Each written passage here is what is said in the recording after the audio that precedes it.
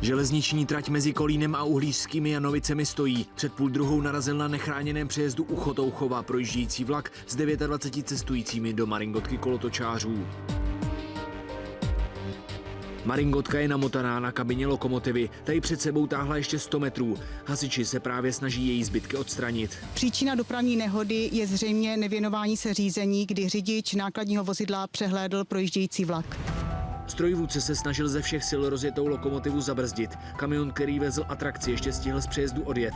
Připojenou Maringotku už ale vlak smetl. Přišel silný náraz. Při této dopravní nehodě došlo k lehkému zranění 2 osob, které cestovaly ve vlaku. Celkem ve vlaku cestovalo 29 osob.